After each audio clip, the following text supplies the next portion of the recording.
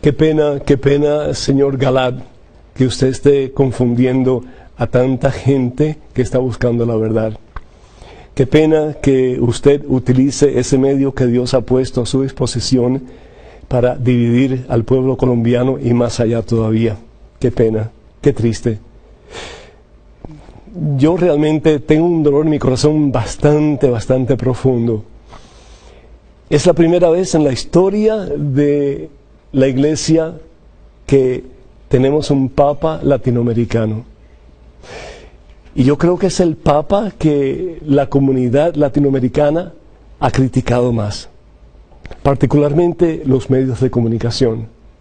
Particularmente Teleamiga, que ha desacreditado o tratado de desacreditar a su santidad el Papa Francisco en la forma en que ha podido, a veces con medias verdades y a veces con mentiras completas. De que han habido cosas que el Papa ha dicho que realmente ha asombrado a la gente sin lugar a dudas.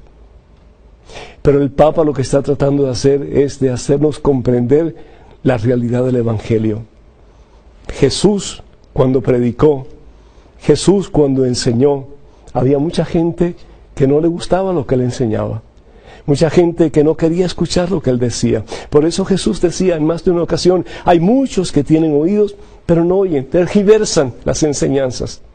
Hay muchos que tienen ojos, pero no pueden ver, porque no quieren ver eso. Prefieren estar en su comodidad y no tener que ser, retados a un tipo de mentalidad de acuerdo a la voluntad de Dios.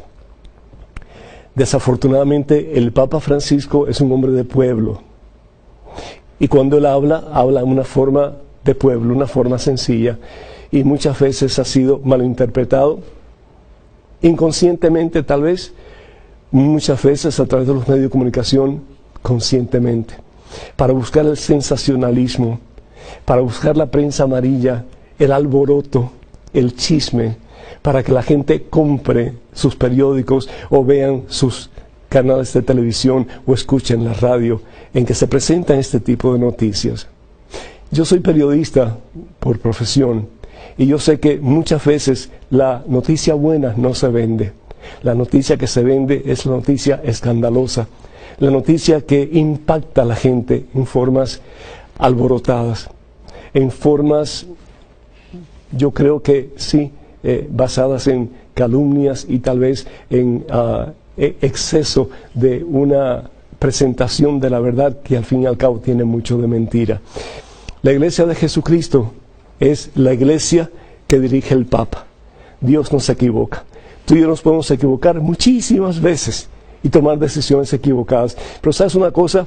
Aún en los pontificados de los peores papas que la iglesia ha tenido, que son muy pocos, pero existen, jamás ha habido un hereje. Porque cuando el Papa habla, particularmente en cuestiones de fe y de moral, el Papa no puede ir en contra de la doctrina sana de la iglesia. El Señor Jesús es quien escoge a través de la presencia y el poder del Espíritu Santo. Y es el Espíritu Santo el que nos guía. Juan capítulo 16, versículo 12. Es Jesús quien escoge a un hombre limitado, a un hombre pecador, a un hombre sencillo. Juan capítulo 21, versículo 15 al 17. Y le dice a Simón Barjona, a quien le llama Pedro, apacienta mis ovejas. Lo llama, no al resto. Llamó solamente a Simón Barjona, a Pedro, apacienta mis ovejas. Y eso es lo que el Papa hace. Y si Jesús permitiera que los papas hablaran cualquier atrocidad, cualquier tontería, cualquier cosa que no tiene que ver con la doctrina de la iglesia, Jesús estuviera poniendo una zancadilla al mismo. ¿Cómo conocer la verdad? Primero que todo, yo creo que es importante que vayamos a los medios de comunicación de la iglesia, tanto del Vaticano como medios de comunicación como así prensa, por ejemplo. Que podamos informarnos de lo que realmente el Papa está diciendo y por qué lo está diciendo.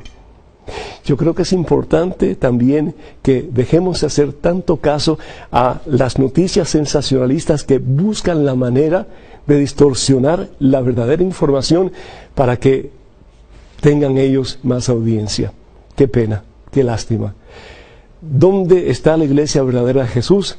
donde está el Papa, a quien Jesús, a través de su Espíritu Santo, escoge para que sea su vicario, es decir, su asistente, pastor visible de la Iglesia de Jesús, el pastor, el buen pastor, el pastor por excelencia de la Iglesia, tanto de la pasada como de la presente, como la que ha de venir.